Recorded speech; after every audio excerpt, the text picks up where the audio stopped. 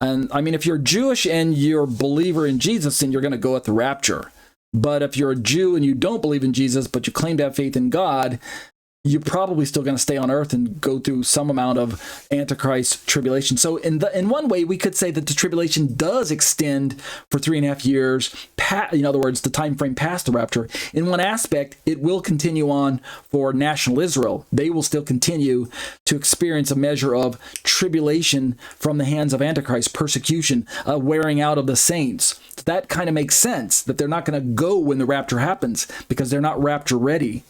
Yet, we can still say that when Yeshua says those days will be cut short, he's including only those who are rapture ready, meaning those who will receive him, who've already received him prior to the rapture, or make their decision even maybe just moments before. All right, I could be wrong on both of those, but either way, we're talking about, I think, a position that can be sustained from Scripture. So going back over to my slide here, so the point that I'm bringing up for our example here is this: on the same day principle can be misunderstood by people in a different position. So watch this. Example 7, comparatively. I hope you don't get lost. You have to follow along when I'm talking about same day. Comparatively, post-tribbers will talk about the rapture and the second coming occurring, quote, at the same time, end quote. Notice I changed the language. Earlier I said on the same day, quote unquote. But now I say at the same time, meaning, and this is their meaning, simultaneously. And this can cause people from other rapture positions to think that post-tribbers and pre-wrathers are in agreement about this overlap, when in reality they may actually represent quite different rapture chronologies. So pre-wrathers, such as myself, we say same day principle. Yeah, we follow that. And then when someone asks us, what are you talking about same day? We say rapture and day of the Lord, wrath. Would those happen on the same day? And yet, if you're listening to us talk and you are a post-tribber, you might be thinking, are they talking about at the same time when they say on the same day? I mean, the language sounds very similar at face value. At the same time, on the same day, right? And yet reality, if you ask, let me go back over to that other slide. If you ask a pre-wrather, does the rapture happen on the same day, or at the same time, I should say? Does it happen on the same day as the second coming, meaning the Battle of Armageddon, where Jesus comes on a white horse? Are those the same event? Pre-wrathers will tell you, no, they're spaced apart by possibly a year, but at least 5 months, something like that. Yet, if you ask a post-tribber, are the rapture and the second coming, do they happen at the same time, on the same day? In their eschatology, their understanding of sequencing and chronology, they'll say, yeah, those are the same event. They happen simultaneously. Listen to those guys that I keep flashing on my screen. Dr. Michael Brown. I think that's in this order too. Dr. Michael Brown, reading from left to right. You're seeing it on your screen now. Dr. Michael Brown, Professor Craig Keener, Messianic teacher Joel Richardson, Professor Douglas Moo, and then in the center you've got John Piper.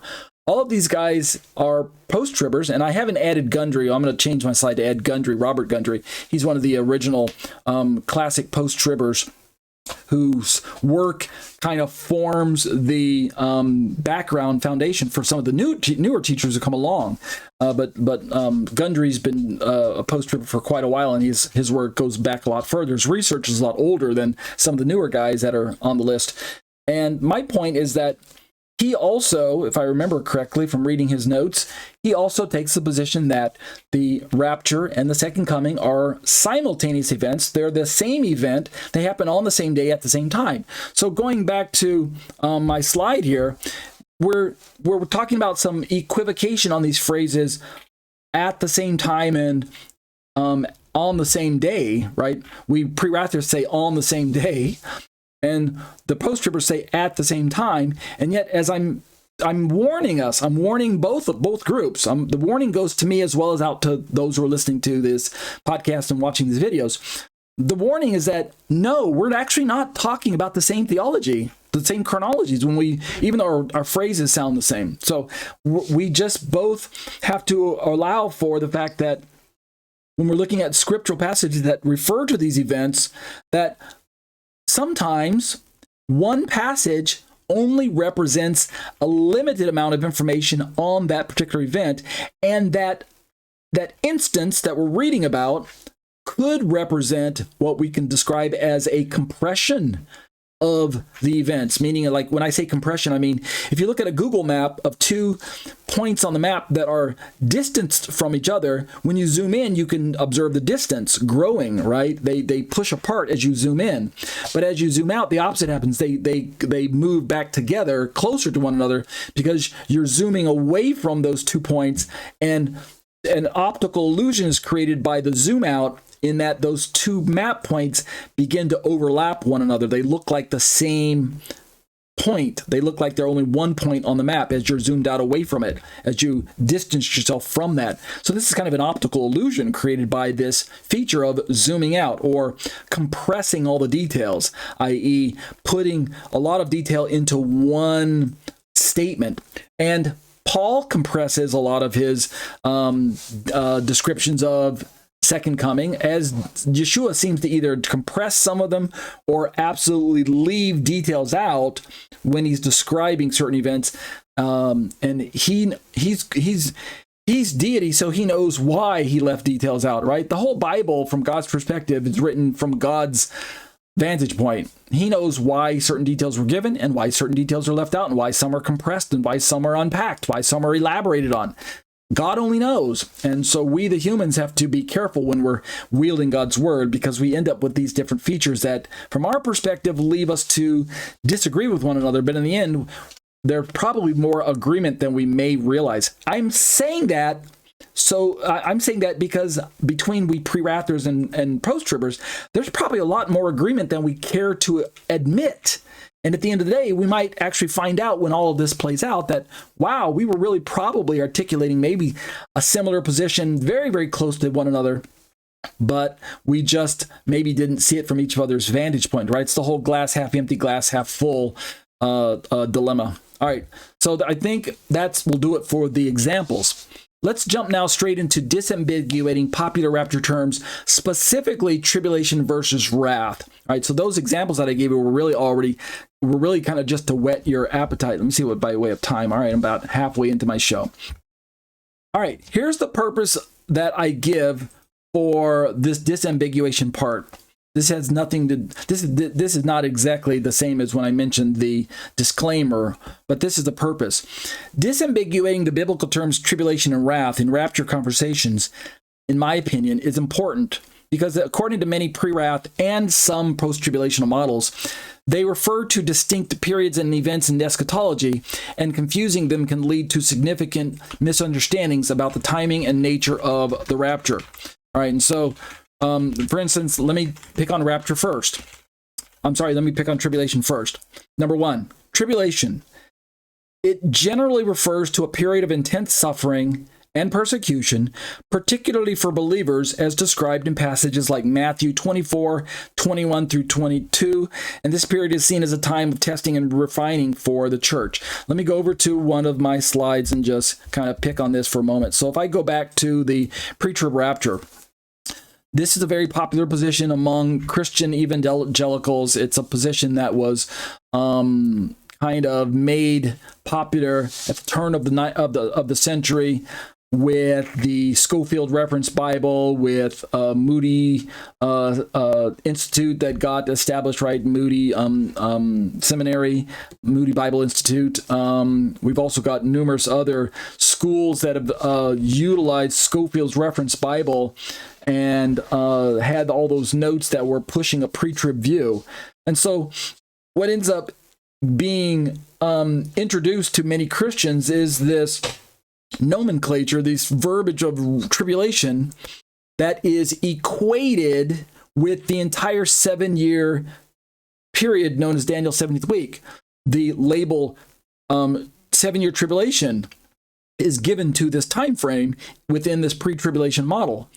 And what this creates in the mind of a person who studies using this particular hermeneutic and this particular perspective, this model, is that they view the entire 7 years as a dispensation that's reserved for Israel. Thus, since dispensationalism teaches that the church and Israel are distinct entities, then it becomes necessary to follow a hermeneutic principle that leaves the church or excuses the church from the 7-year time frame. Thus, any rapture must take place outside of the 7 years, meaning pre-tribulationally. The 7-year period, since it's designated as dealing with Israel and not the church, then we call this 7-year time period the tribulation period. But at the same time, given the nature of the description in Revelation chapter 6 of the seals, and the fact that Jesus is the one that is exclusively worthy to open the seals, and given the fact that at the end of the opening of the seals, we have language that John describes as the wrath of God. We also know that the earth dwellers describe the lamb as, or the wrath as the wrath of the Lamb and of the Father, right? The wrath of God and of the Lamb, the sixth seal cracking open. Sixth seal. Well, this whole narrative in Revelation leads pre-tribbers to the conclusion that all of the seals, the 7 seals, are God's wrath. All of the 7 trumpets are God's wrath, and all of the 7 bowls are God's wrath. Everything in the book of Revelation from Revelation 6 going forward is God's wrath. Well, if that's the tribulation period, well, then it really means that God's wrath spans the entire 7 years. And so this causes them to use this word tribulation in equivalence to the word wrath. And thus, they call themselves pre-tribbers, but they may as well just call themselves pre-wrathers. But to disambiguate, it's necessary to recognize that really they're really pre-7-year tribulation rapture Christians, not necessarily pre-great tribulation Christians, a pre-great tribulation rapture. So look at the chart carefully. In their understanding, there are still 2 designated parts for the 70th week. On the left side, there's tribulation, 3.5 years. On the right side, there's great tribulation, 3.5 years. The rapture, however, is pre-trib, right? It's not really great. It's not pre-great trib. It's pre-trib. And this is important in their ambiguity, because when Jesus talks about when he comes back, he says, after the tribulation of those days, there will be this gathering. And yet, there must be equivocation on the word tribulation in that passage in their model, because he says, after the tribulation, I'm going to gather. But yet, they place their gathering before the tribulation. So this is what causes a lot of post-tribbers to say, it's plain, it's right in your face. Why can't you read Matthew 24, around verse 31, where Jesus gathers? We'll start back up to verse 30, where it says verse 29, where it says immediately after the tribulation of those days. Why can't you see that Jesus says immediately after the tribulation? Why are you pre-tribbers saying that it's before the trib that there's going to be this gathering? And the pre-tribbers will say, well, it's because the gathering there is after the 7-year tribulation, because it says immediately after the tribulation. But then they say that that gathering is not the rapture. They say that that gathering is the second coming. And so that's what they mean. But notice, by saying immediately after the tribulation, they were really saying immediately after the great tribulation. Okay, so that's where things start to get a little fuzzy. So what does tribulation mean? Well, we can talk about tribulation in terms of what does it mean in the Bible, but we can also, and we also must, we have to stop and ask our question. Here's the purpose, part of the purpose of my study. It's not to confuse us all, but whenever you hear a Bible teacher start talking about timing, rapture timing, and they start throwing out words like tribulation and wrath and rapture and second coming, see if you can carefully determine. I mean, if you can ask, that would be great. But if it's an internet teacher, then you might have to email and ask them, can you please explain to me what you mean by tribulation? What do you think the Bible means by tribulation? Get them to define that first, because there may be some equivocation on that term, even if it's unintentional. And therefore, the equivocation causes ambiguity, and there needs to be, you must then begin the process of disambiguating before you can even understand what they're teaching. Before you can assume that you know what position they're referring to, you have to disambiguate their use of the term tribulation. It might be that A, they're meaning the same thing that you mean. It might mean B, they mean something different. And therefore, maybe that's why you're having a disagreement, just because you differ on the way they're using the term. Or it might be C, they actually have the same opinion as you, but you guys don't know you're saying the same thing, and thus you're disagreeing only because neither one of you have really sat down and disambiguated your terminology. Similar to, I think, what's going on actually among many pre-wrathers and many post-tribbers. We have actually a lot of similar arguments theologically, but some of our disagreements are just based on not knowing how the other guy's using the phrase. Let's look at the second term, wrath, number 2. Wrath, on the other hand, refers to, and again, this is in comparison and contrast to tribulation in my understanding. Wrath, on the other hand, refers to God's righteous judgment against sin and the unrepentant world, often identified with the day of the Lord in passages like 1 Thessalonians 5:9 and Revelation 6:17. So these are the way that we pre-wrathers use these two terms. So when we go back over to our slide here, when we look at going down to pre-wrath, you notice that, and we're taking a task for this, but we don't care. We believe that when you look at this 7-year time frame, we believe that there's a biblical warrant for separating and segmenting this time into at least 3 different parts. Reading from left to right on the screen here, we've got the beginning of sorrows for that first 3.5 years. And then after the midpoint, we've got the section that Jesus labels the Great Tribulation.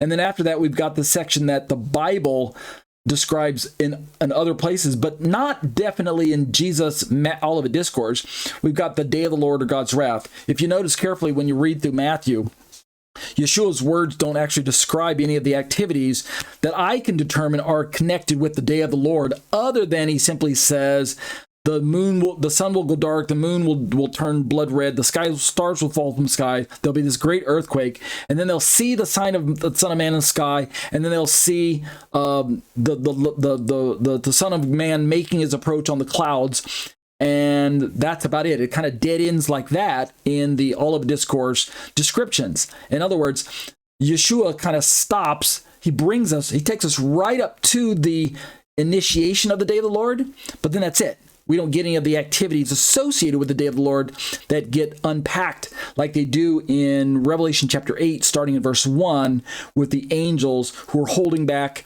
the 4 winds of heaven so that the servants of God can be sealed. I'm sorry, Revelation chapter 7 there. Oh, now I'm drawing a blank. Let's go check it out.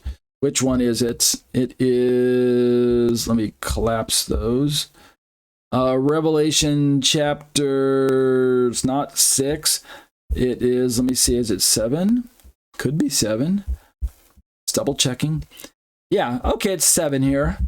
I saw 4 angels standing at the 4 corners of the earth, holding back the 4 winds of the earth, so that no wind would blow on the earth or on the sea or any tree. And I saw another angel descending from the rising of the sun, holding the seal of the living God. And he called out with a loud voice to the 4 angels, to whom it was granted to harm the earth and the earth, saying, "Do not harm the earth or the sea or the trees until we have sealed the bondservants of our God on their foreheads." And then we have a description of both the 144,000 as well as this multitude from the tribulation. And then from there, we jump into chapter 8 with the 7th seal. When the Lamb broke the 7th seal, there was silence in heaven for about half an hour. I saw the 7 angels who stood before God, and 7 trumpets were given to them. So by way of sequencing, if we go back over, let me bring in a different slide that shows maybe the seals. I could bring in this slide. I suppose I could just move forward, and that'll give me the... Here we go. It's this one. If you look at the seals down at the bottom, what we pre-wrathers believe is that Jesus, Olivet Discourse, describes the events from the first seal all the way up to basically the 6th seal, or maybe, yeah, the 6th seal. And then he basically stops in Matthew. So how does this play out in our understanding of this definition of wrath versus tribulation? Going back and looking at tribulation, the reason we can make a designation, at least the reason we can kind of, I suppose, let me look at this slide. Look at this one again. The reason we can say that there's great tribulation and then there's day of the Lord is because of the way the details are described by Jesus very specifically, very pointedly when he talks about then there'll be great tribulation. But then when we get to the book of Revelation, we have these details about this don't hurt the earth yet, and then this wrath will be poured out. Well, he doesn't use the word wrath there, but earlier the earth dwellers tell us, oh, the wrath of God has come. The wrath of the Lamb has come. Good translation of that Greek word would be has arrived, because it's an aorist tense verb, so it doesn't have really time frame so much as it's simply just describing the truth and the reality of something, the assurance, the fact of the thing. The action cart, we say in ancient, I think it's German there, action sart of a particular Greek word. So without getting too technical, because I said I didn't want to do that in this point, we have a little bit of ambiguity on this phrase, tribulation and wrath, as when we're looking at the different models that are not pre-wrath, such as post-trib. They use God's wrath and tribulation in similar ways. They kind of overlap and conflate those terms. When you look at mid-trib, they start to pull away a bit from that ambiguity, but not enough. We still see that God's wrath is shrunk in size on this particular chart, but we still have what they term as a mid-trib, and in their model, the term tribulation, when they say mid-trib, must indicate that tribulation is being used for the entire 7-year period. Otherwise, it wouldn't be mid, right? It's middle 7-year tribulation rapture. That's really what their label implies, because it says mid. Otherwise, if you look at the chart, it's actually at the very beginning of the Great Tribulation, as opposed to the previous chart was at the beginning of just the tribulation. So pre-tribbers have really pre-trib, but really pre-7-year trib. Mid-tribbers are really mid-7-year trib, but pre-great trib. Post-tribbers, according to this chart, are post-7-year trib and post-great trib. They're also post-wrath, according to this version, right? But we pre-wrathers, we're trying to get a little bit more precise. We're trying to say that a case can and should be made for saying that we are pre-wrath. Notice wrath is only for one time period. It's not the Great Tribulation. That's not God's wrath. And the beginning of sorrows is not God's wrath. So therefore, our label's trying to be very pinpoint accurate. Pre-God's wrath, pre-wrath. But also, you could say that we are post-Great Trib. We're post-Great Trib, but we're definitely not post-7-year trib, because we pre-wrathers don't like the label 7-year tribulation. So that's what wrath and tribulation look like on our side. By way of purpose,